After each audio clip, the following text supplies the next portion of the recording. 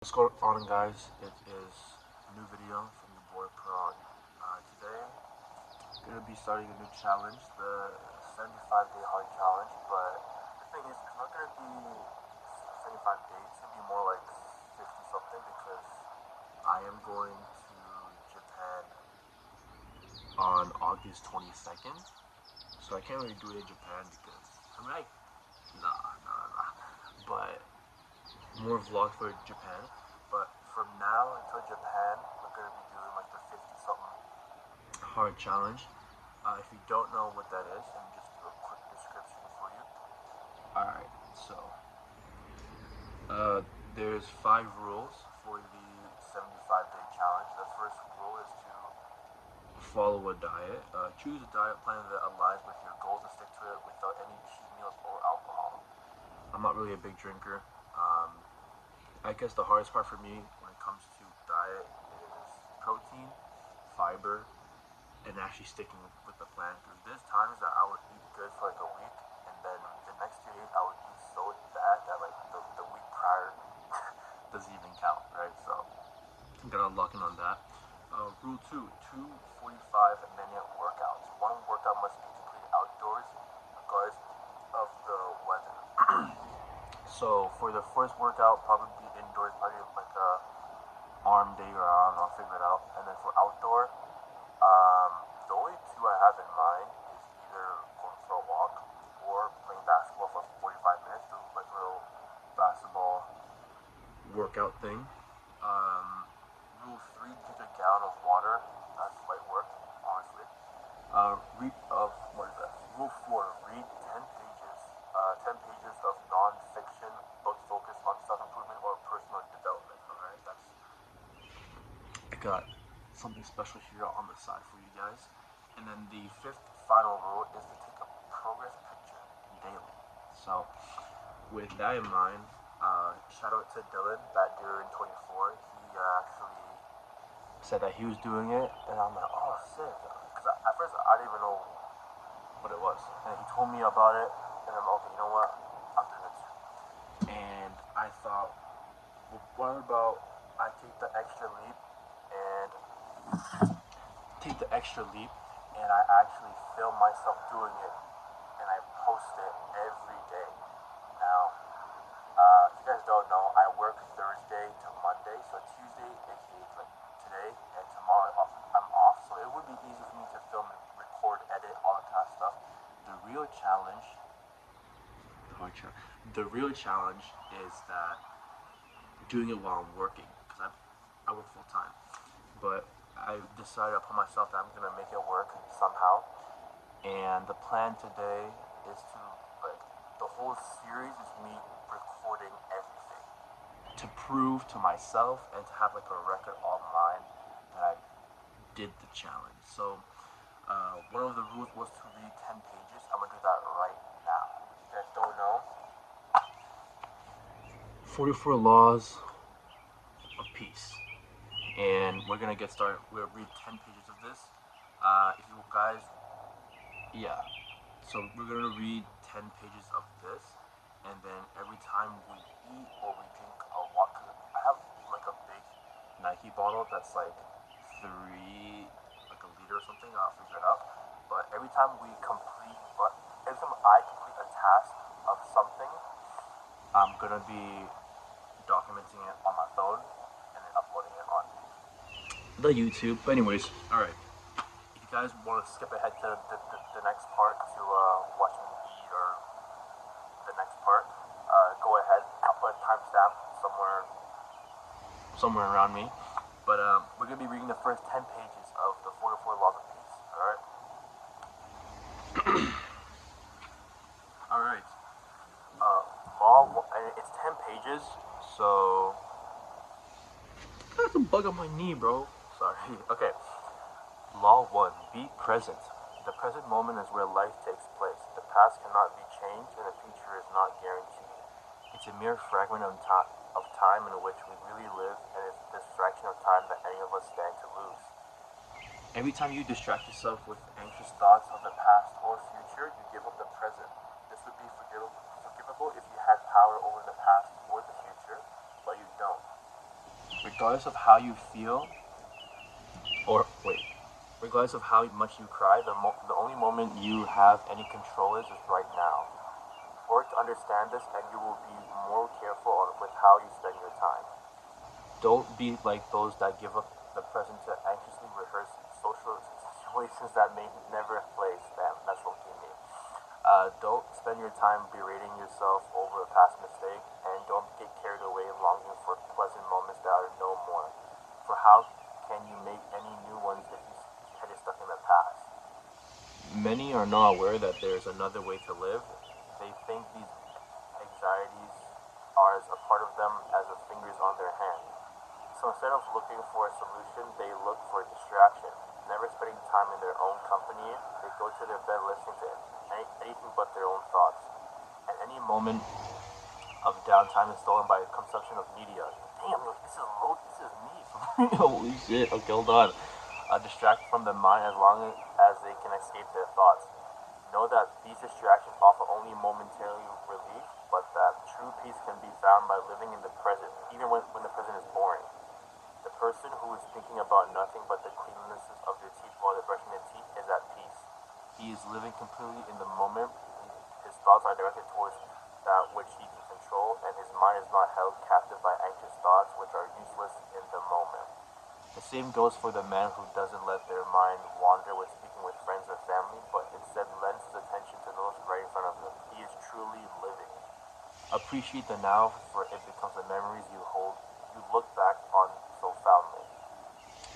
Living in the present is an important step in calming the mind, so make the effort to be deeply involved with the current moment, whatever task may be at hand. When you catch yourself drifting from the present, obsessing in thought over the past or future, bring yourself back to what's in front of you. This will be difficult, but it will become easier the more you practice. The entire future lies in uncertainty, live immediately. Alright, so if you guys don't know already, my reading is kind of chopped, so I started here and there, but first law, 2 pages, be present. Yeah, this really hit home because I'm not gonna lie, me personally, when it comes to overthinking or when it comes to like thinking about in the past, damn, I used to really be lying in my bed and be like, damn, I could have done X, Y, Z instead of A, B, C. I could have done that. I could have done this, and then anytime I would be stressing about the future as well. Like even now, I look, you do it too. Like, if you guys don't know, I work at a call center, and like basically, depending on the day, it could be busy or slow. And when it's busy, it's like back-to-back calls, and it's super annoying. When I first started working, I would literally be stressing the night before my shift, and on my days off, I was like, oh my god, like what happens if I get like a bazillion calls, blah blah blah. But I've come to realize that like, man, you can't control how much calls you get. It's gonna happen regardless. So might as well just live now. And I think law 1, be present. I think that's a good law. Okay. All right. Next law. Law 2, strive to understand and not debate. Debate can be healthy activity if you are engaging with someone who is open to reflecting on ideas with which they disagree. Unfortunately, most people are uncomfortable being challenged, and despite the best logic, tighten their grip on their beliefs with threaten. This type of behavior makes for a useless interaction, a lot of talking and no listening. Instead, work to understand where the person is coming from, especially if it's a friend or a family member. For some, it's hard to listen to someone they disagree with without trying to convince that person of their own opinion. They must let you know that they are right and you are wrong. Damn, I know some people that are like that. I'm not even gonna lie to you. Because otherwise, it's a thankless way of engaging in conversations. No gotchas or I told you so's to feed their ego. And so tiny disagreements turn into huge arguments that could have been avoided if just one person worked to understand the other. There is no need to debate. Bro, see, that's the thing. I can't. Bro, I'm talking like an infant. Okay. There is no need to debate over every disagreement. Pick your battles wisely. Most disagreements are over trivial matters that you don't need to fight Instead of convincing someone that they're wrong, work to understand their thought process. Suspend your bias and try to see things from their perspective. Besides, if you are confident in your own reasoning, then there is no need to feel threatened when you disagree with. In fact, it presents an opportunity to test and strengthen your logic. Understand, if your goal is to convince someone of your position, you are already lost because most can be convinced they're wrong.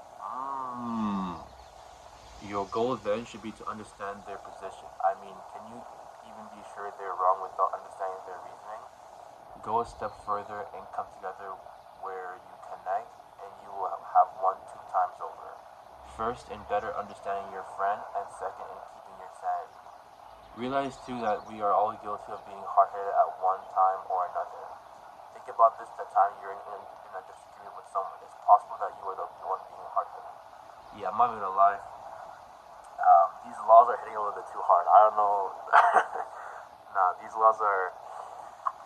I wouldn't say that I'm a debater. Like if I'm talking to someone and like we have like a difference in opinions, I would kind of just drop it.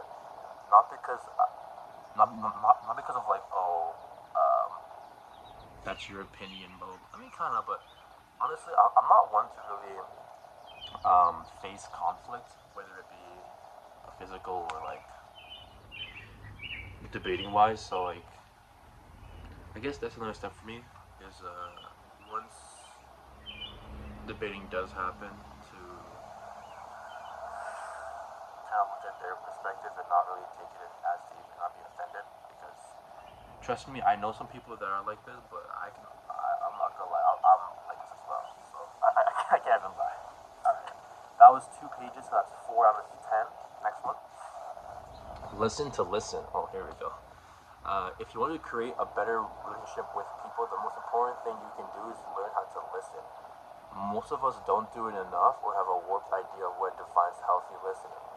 Healthy listening is not dependent on your ability to respond with a comment related to the conversation or to bring up a similar situation you've experienced in hopes of relating to the person. There's a time and place for creating such connections, but hold off on it for now. The true goal should be listening for the sake of listening, not to test your ability to create responses that create the conversation, which can snowball into a person who listens for the sake of responding, who hasn't been guilty of this. You want the other person to know that you are interested in what they have to say, and so you latch onto the first portion of the conversation that you feel you have something to say about and neglect the rest as you wait for the chance to prove yourself. This hitting a little too close to home. Even worse than this, there are many who enjoy hearing the sound of their own voice and will use any opportunity to take over the conversation. Don't be that person. Remember, genuine responses come from genuine listening.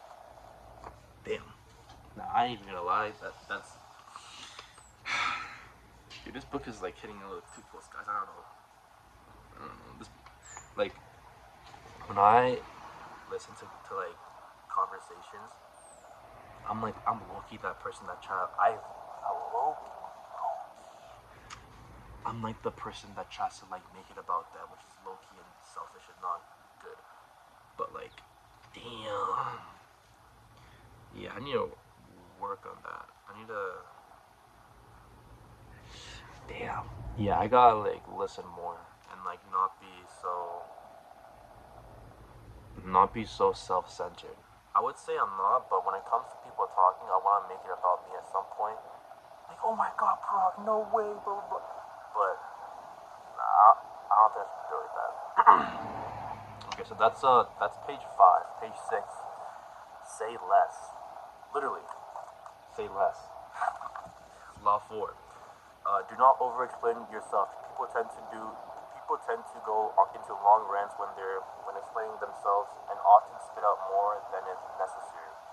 Most of the time, these explanations call for no more than a simpler late for work than your boss. Then tell your boss, sorry, running late this morning. Rambling on about everything that went wrong about you being late is unnecessary. There is no need to go into a long, convoluted explanation unless asked. Keep this in mind, especially in a business environment when over-explaining can come off as insecure rambling. Remember, the less you say, the less you have to worry about saying something stupid. Damn. But I like talking though, so. Nah, but I understand what I get what the author's trying to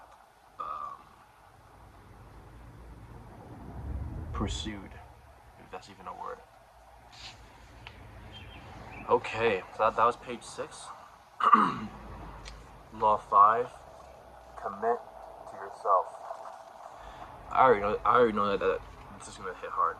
Imagine the kind of person you would be if you did everything you said you were going to do. This week I'm going to start eating better. I'm going to start working out again. I'm going to work out on that side business I've been thinking about. I'm going to be patient with those that annoy me. Now realize that the only thing stopping you from being that person is yourself. To be the best version of yourself is as simple as keeping the promises you make to yourself.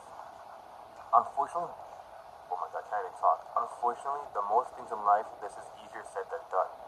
When we make a promise to ourselves, we are eager to keep it and swear on our lives that we will. But when the time comes to keep that promise, the version of us that was so committed is nowhere to be found. Instead, in their place, we find a version of ourselves that argues like a lawyer in the opposite direction, trying to rationalize why we shouldn't fulfill a said promise.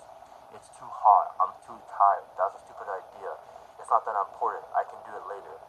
You see, the reason it's easy to make the promise is because you are not the one who needs to keep the commitment. It's the future you who is responsible for that. This is the appeal of procrastination.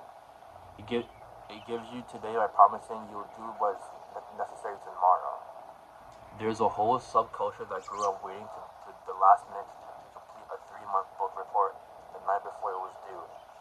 While not ideal, this mindset might work for school and work, but it is ineffective when it comes to bettering ourselves. There is no due date.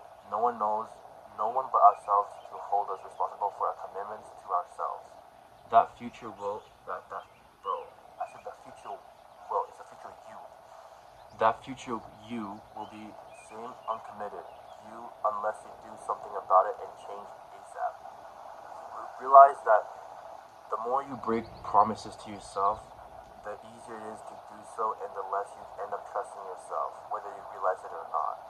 Breaking commitments to yourself weakens the will and conditions the soul to not take yourself seriously. It's the same when anyone repeatedly breaks promises. You become untrusting and take it for the fact that they will break their next promise long before they are given the chance. The upside to someone breaking a promise is that it's their character that is at stake, not yours. However, when you break a promise to yourself, it's much more than your character at stake, it's your life. It is possible to break out of this unhealthy relationship with yourself. All it will cost is a small portion of your comfort. The solution is twofold. 1. Strengthen your will by making and upholding small promises to yourself that you can follow throughout immediately. This can come in the form of making your bed each day, ending showers with the water on cold, keeping your room clean, taking out the trash when it's full. These tasks should take no longer than 5 minutes, making them achievable for everyone.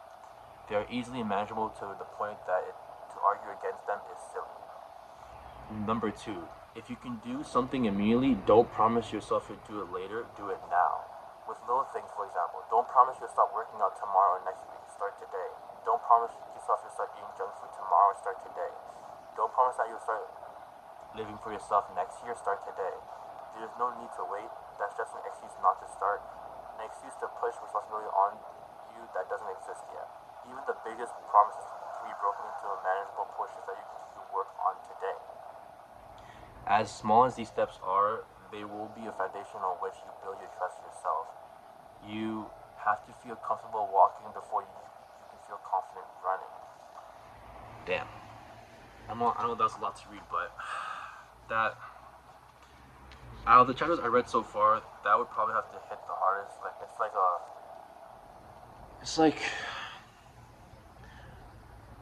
It's like a wake-up call, because I'm 22 and I'm not even gonna lie, for all my life I've never been consistent with anything. When it comes to working out, eating clean, when it comes to YouTube, when it comes to social media, when it comes to the promises I make to myself, even last year or a couple, I think it was last year, I made a video or something like, oh, I'm gonna work out, play ball, and I'm gonna play for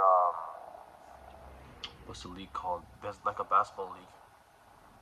I'm gonna work out and join that basketball league. Fast forward to now, I ain't joining no basketball league, and it's promises like that that really like deteriorate your life or like your soul, because you're making these promises and then if you don't do it, it's just like, bro, you cooked. But now after reading this, I definitely am going to take this challenge really seriously, and I'm going to be documenting everything I can so that I can not only prove it to myself, but also prove it to everyone else that you can do it. Take it from me, I'm not the best. You know, willpower, I wouldn't say is the greatest. Being smart, your boy. Anyway, so how many pages was this? One, two, 3, 4, 5, 6, 7, 8. All right, so 2 more pages. 2 more pages. Okay. Law number 6: be mindful of your thoughts. Do not constantly disparage. Bro, guys, I can't make this up.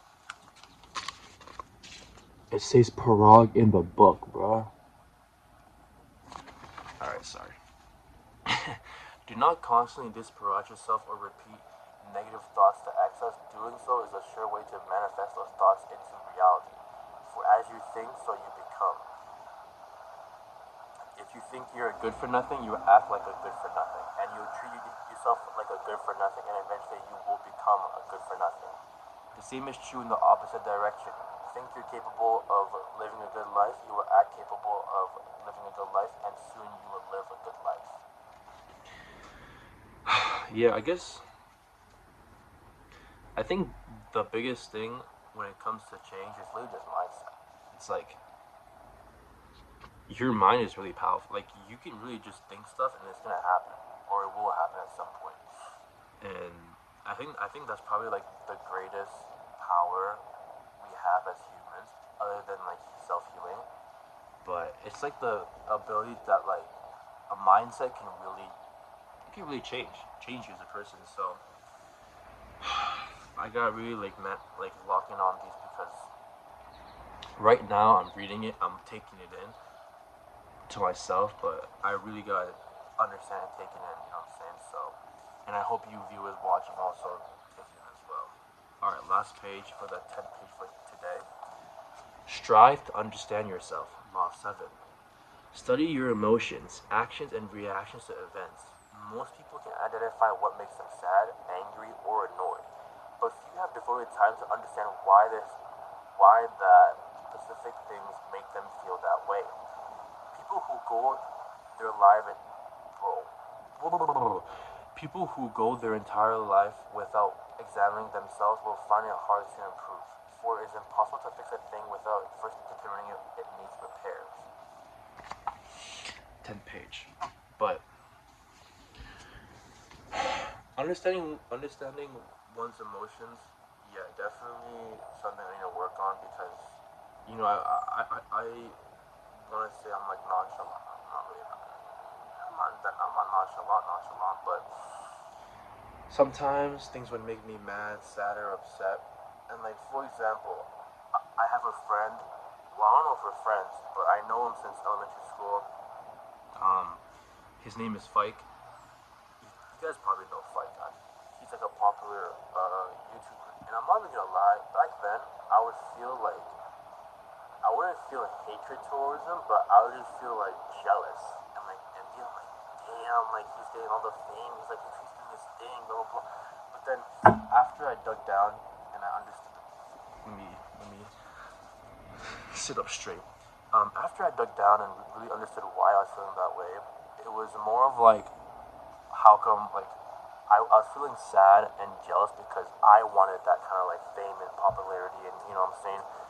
But after realizing the fact is like, how am I gonna get mad at bro if he put in more work than me, right? And that's why I started to realize when it comes to people that have things that you don't have, like 99% of the time, bro, they put in more work than you, right? So how are you gonna be mad at someone that put in more work and they're being rewarded for that work, right? But always like the 1% where it's like I'm outworking this brother, but he's getting all the fame, all the it could be anything, right? And to that, what my response is like, you're literally wasting your time comparing yourself to other people, right? Even if you're working 5 billion times harder as bro, and you're still not as popular, just let it go. Like you thinking about other people and comparing yourself, or like trying to be like mad, happy, sad with them. It's like that time you're spending you're wasting your time trying to beat a race that the other guy isn't even aware of. Like you're trying to beat a race with the person that you're jealous or etc. about, and they're not even in the race. You're running a race by yourself. When instead you can stop the race, chill out, get yourself grounded, and just work back on it. You know what I'm saying? Because it's all about your own life. You know, like me personally, I'm getting more comfortable just talking out loud and with a camera. Because like, end of the day, who cares, right? Like, I mean, clearly it's not busy in my backyard. There's like no one here. But I'm just saying, like, in the future, definitely expect me to record more. But yeah, so that was the 10 pages. We got that out the way for today. I'm gonna review them tonight though, just to really lock it in my head. But all that's left to do now is an indoor and an outdoor workout for 45 minutes, eating properly and drinking lots of water. When it comes to the indoor workout, I'm probably just gonna record me doing like a few exercises, not like the whole workout, because like I read these pages, it's almost like half an hour in recording. I'm probably just gonna show me doing like some sets and reps. I'm gonna do arm day today. You know what I'm saying? The arms aren't really popping, but I'm working out. And then for the outdoor workout, I'm gonna go for a walk. When it comes to diet, I also film, what I'm eating today. And then for water, just water. I'll figure that out too. And then at the end, I gotta take a progress pic. And then, yeah, this is the start of the hard challenge. Hope you guys enjoyed the video, and let's get started to the very next part. Alright guys, what's up? It's your boy Parag back with the breakfast. So I actually filmed this unfortunately in slow-mo, so I'm like talking really slow in the video, so I just decided to do like a little background voice. Anyways, as you guys can see on the plate, boom, we got 3 eggs scrambled. That's the only best way to cook it. Don't even like trying to at me. We got 1 piece of bread, whole wheat with an avocado on it, and then we got 2 like pieces of kind of like salami meat on that bit. And then we got a bowl of Greek yogurt with some like raisin and some nuts on it. Overall, I would say a pretty healthy breakfast. I did also drink a glass of water as well, so check it out. And let's get into the workout. Alright, let's go over the workout. So boom, starting off we got some dumbbell skull crushes, doing it on the floor. Um, you know, I don't go to a gym, not yet anyways, but I only have 1 adjustable dumbbell, so this is kind of, I would be doing it with 2, but I only have 1. But anyways, here, focusing on the tricep, you know what I'm saying? Obviously, it's arm day today, so we're focusing on the tricep, bicep, and some forearms as usual. The next workout is going to be the bicep curl, sitting down. Usually I'd be curling like 30, but that's when I'm standing. But if I sit down and I really focus on like, lifting that bit, I think I can do like 25s effectively. 30s, I'm not too sure yet, but I've been really trying to focus more on form over than like lifting mass, because I could low-key injure myself and I'm not trying to be doing that. Next workout, boom, overhead tricep with the dumbbell again. Um, you know, I think I need to keep my elbow closer to my head, because like I remember when I was doing this, my elbow started to hurt, so I got put it closer to my head. Both sides. I always start with my left side because my left arm is low-key smaller and weaker than my right. You know what I'm saying? Boom. Fourth exercise, hammer curls. I'm not a fan of hammer curls because back before when I did them, it used to like hurt my like the middle of like my elbow, the weenus. What? Anyways, but now I like it because it helps my bicep and my forearms. You know what I'm saying? And then the last workout, reverse forearm curls. Gotta make sure that the forearms aren't small, like But yeah, so that was a workout for today. Tomorrow we're doing chest and shoulders, and that'll also be recorded as well. And for lunch, I went to Besco. I had some broccoli, some green beans, and teriyaki chicken. There was more options, but I was trying to pick like the most like cleanest options there. So there's that. Had some water, and then for the dinner, I came back home. I had a little bit of rice. The thing on top of the rice is called dal, and then after that I had a lot of greens, and on the other side I had some goat chicken. I'm not gonna lie, the goat chicken has some kind of a little bit of fat on it, so that's kind of crazy. But there's that. And then when it comes to the outdoor activity, your boy was walking today. 8,000 steps. Something light for me. But the plan in the future is that when it comes to workout activities, I'm gonna try and do like a basketball workout instead of just. I mean, walking around will be like my last option if I can't like fit in a basketball one. But usually, I'm gonna try and fit in like like a 15, like a 45-minute barbecue basketball session. But hey, that is day one. Here's a picture of me end of today. I look kind of bloated because I just ate, but today's day one of the hard challenge. Feeling good about myself, and I can't wait for the next day. I'll see you guys in the next video. Thank you guys for watching. Like, subscribe, share, all that good stuff. I'll see you guys on the next video. Peace.